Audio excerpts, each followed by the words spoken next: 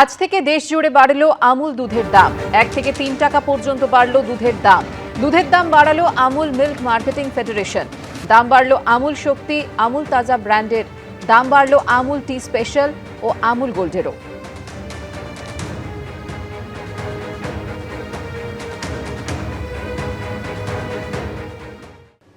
এবার থেকে রাজ্য সরকারি আধিকারিকদের বিরুদ্ধে বিচার প্রক্রিয়া শুরু করতে রাজ্য সরকারের কোনো অনুমোদন নিতে হবে না কেন্দ্রীয় এজেন্সিকে।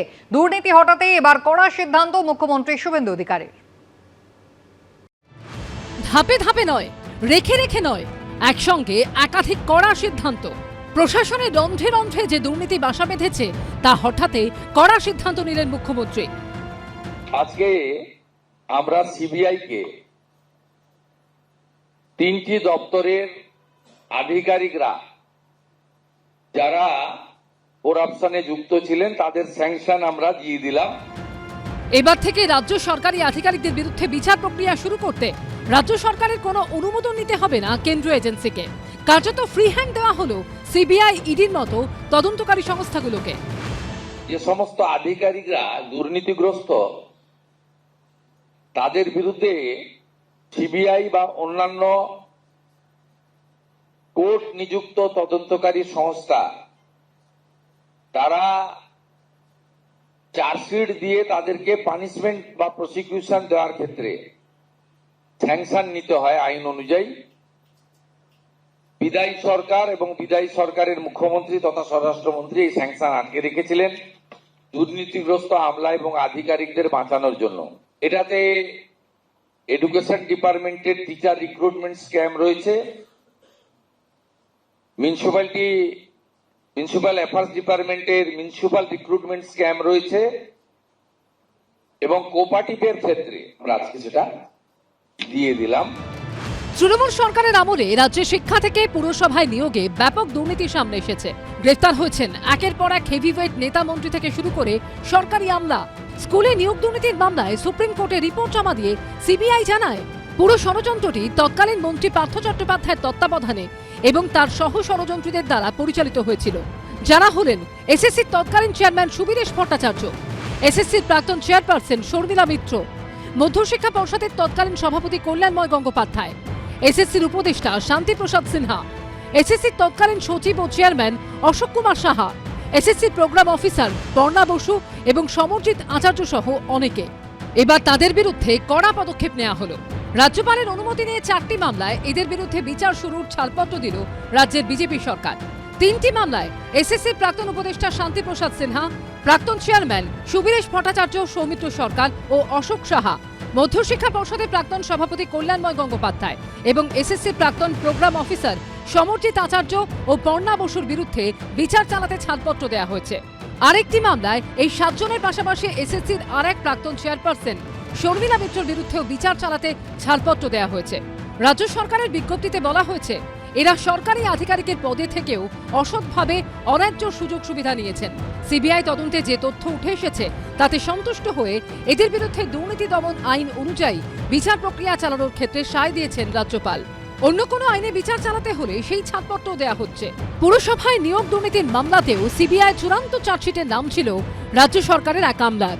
সূত্রের দাবি সেখানে অভিযুক্ত হিসেবে দেখানো হয়েছে রাজ্য সরকারের আমলা আইএএস অফিসার জ্যোতিষ্মান চট্টোপাধ্যায়কে। কিন্তু এইসব সরকারি আধিকারিকদের বিরুদ্ধে ট্রায়ালই শুরু করা যায়নি, কারণ এতদিন রাজ্য সরকারি আধিকারিকদের বিরুদ্ধে বিচার প্রক্রিয়া শুরু করতে হলে রাজ্য সরকারের অনুমতি নিতে হতো। তৎকালীন তৃণমূল সরকারের অনুমতি না মেলায় একাধিক আমলার বিরুদ্ধে বিচার প্রক্রিয়া শুরুই করা যায়নি। রাজ্যে পালা বদলের পরই সেই নিয়ম তুলে দিল বিজেপি সরকার। স্টেট মিউনিসিপ্যাল স্ক্যাম এই কেসগুলোতে আমাদের পূর্বতন রাজ্য সরকার দীর্ঘকাল ধরে সেই অনুমতিটা আটকে রেখেছিলেন এবং যার ফলে অনেক রতি মহারথী এদের বিরুদ্ধে আমরা কোনোভাবে তদন্ত সম্পূর্ণ হওয়ার পরেও কোনো পদক্ষেপ নিতে পারছিলাম না। এই সরকার এসে এটা একটা বিশাল আমাদের সিবিআইয়ের পক্ষে একটা বিশাল আমাদের আগে যাওয়ার রাস্তা হয়ে গেল। সরকার বদলের পর এবার কি দুর্নীতি তদন্তে নতুন গতি আসবে? সুমন ঘরাই ও রুমা পালের রিপোর্ট, এবিপি আনন্দ। অন্যদিকে আইন শৃঙ্খলা নিয়ে কড়া নির্দেশ দিয়েছেন মুখ্যমন্ত্রী। এরপরে শনিবার থেকে রাজ্য জুড়ে অস্ত্র বোমা উদ্ধারে ব্যাপক অভিযানে নামবে পুলিশ। পুলিশ সূত্রে খবর, সোমবারের বৈঠকে মুখ্যমন্ত্রী নির্দেশ দেন 2021 সালে যেসব ভোট পরবর্তী হিংসার ঘটনা ঘটেছে সেই সব মামলা যথাযথ পদক্ষেপের জন্য পুনর্বিবেচনা করতে হবে। শপথ নিয়ে অ্যাকশন মোডে মুখ্যমন্ত্রী শুভেন্দু অধিকারী সোমবারই বৈঠক করেন পুলিশ প্রশাসনের সঙ্গে। আর মুখ্যমন্ত্রীর কড়া নির্দেশের পরই এবার তৎপর হলো পুলিশ প্রশাসন। সূত্রের খবর, জেলায় জেলায় পুলিশ আধিকারিকদের একগুচ্ছ নির্দেশিকা পাঠিয়েছেন এডিজি আইন শৃঙ্খলা অজয় রানাডে। সূত্রের খবর, বলা হয়েছে শনিবার থেকে রাজ্য জুড়ে অস্ত্র বোমা উদ্ধারে ব্যাপক অভিযানে নামবে পুলিশ। 2 সপ্তাহের মধ্যে অভিযানে কি উদ্ধার হলো তা নিয়ে রিপোর্ট দিতে হবে। বিভিন্ন থানায় একাধিক মামলায় যে অস্ত্র উদ্ধার হয়েছে সেগুলো সশরীরে মালখানায় গিয়ে থানার ওসি আইসিদের রেজিস্ট্রারের সঙ্গে মিলিয়ে দেখতে হবে। 15ই মের মধ্যে শেষ করতে হবে এই কাজ।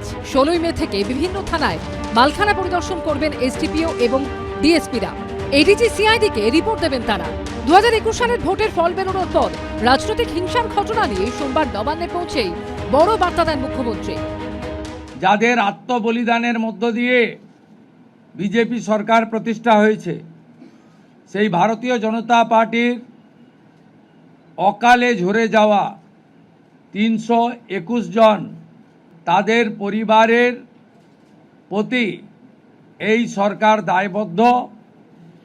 তারা যেমন হত্যার বিচারও আশা করেন তা আমরা দেব।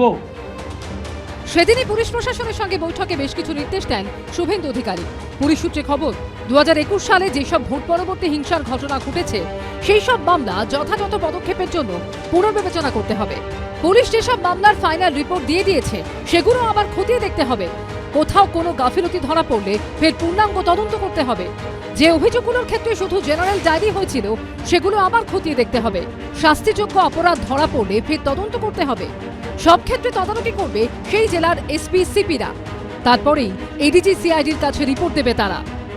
এটা 5 বছর আগের কেসগুলোকে কভার করা খুব একটু মুশকিল হবে, কারণ 5 বছর আগে কে কোথায় ইনজুরি হয়েছিল, মারা গেছে, সে এফআইআর হয়েছিল কিনা, সেই এফআইআরগুলোকে জড়ো একসাথে পরপর করা, এগুলো আমার নিজস্ব ধারণা এটা করা খুব তাড়াতাড়ি সম্ভব হবে না। সীমান্তে সুরক্ষা নিয়ে প্রথম থেকেই তৎপর বিজেপি সরকার। পশ্চিমবঙ্গে বিজেপি ক্ষমতায় আসার পরেই সীমান্তে জমি জট কেটেছে। পুলিশ সূত্রে খবর, এবার সীমান্ত সুরক্ষায় আরও একগুচ্ছ পদক্ষেপ করা হবে। চোরাকার বাড়িতে চিহ্নিত করতে সীমান্ত বৈঠকের আয়োজন করতে হবে। গোয়েন্দাদের সঙ্গে তথ্য আদান প্রদান করতে হবে পুলিশকে। সীমান্ত এলাকায় থানা স্তরে সমন্বয় বৈঠক করতে হবে। 3 মাস অন্তর বৈঠক করতে হবে এসডিপিওর সঙ্গে। অবৈধ গবাদি পশুর হাট, কসাইখানা, বেআইনি খননের বিরুদ্ধে কঠোর পদক্ষেপ করতে হবে।